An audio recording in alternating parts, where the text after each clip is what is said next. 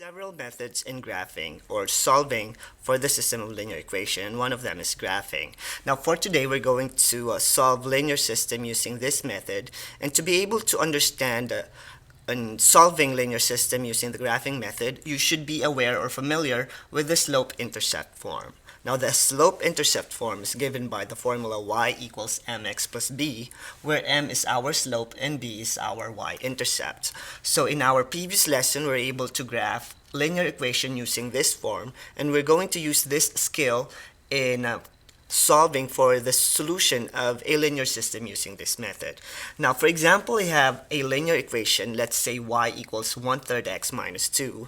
Graphing this particular equation of the slope-intercept form will be really simple. Since our y-intercept is at -2, that means we'll start at -2 along the y-axis. This is your y-axis, and this is your first point, which is y equals -2. Now the slope will determine the second point of our lines, so since our slope is 1/3, we will move 1 unit up and 3 units to the right. 1, 2, 3, and this point right here, when we connect it with this first point, we'll be able to create a line which is basically the line of y equals 1/3 x minus 2. So this is our first linear equation using the slope-intercept form. And if we have y equals -4x plus 1 and we need to graph it using the slope-intercept form, we will start at +1, and we will move 4 units down since the slope is now negative. So we have 1, 2, 3, 4 units, moving 1 to the right. Now notice that every time we move along the x-axis, it's always to the right. So that's one technique that you need to remember when graphing an equation using the slope-intercept form. We always move to the right. So when we connect the line, this is our line, or the graph of the linear equation, -4x plus 1. Now this is just the skill that we need to remember on how to graph a linear equation using this form, because today we're going to solve system of linear equations. So for example, we have this line right here represented by this ruler, and this second line is our second ruler. Now in solving system of linear equation using graphing, we're basically graphing this line right here and this line right here in one Cartesian plane or xy plane, and we are going to determine where these two lines will intersect. And the point of intersection of these two lines is basically the solution of our linear system by graphing. And that is our goal today, to be able to find the point of intersection of the two lines using this method. So let's have our first example. So in our first example, the linear system that we're going to solve is y equals -1/2 x plus 2 and y equals -3x minus 3. So we need to find the solution of this linear system by using the graphing method. So once again, let's say this is the first line and this is the second line. When we graph them and figure out where the point of intersection of this line or this system of linear equation, that is basically our solution of the linear system. So let's graph the two linear equations so we can solve the solution of this linear system.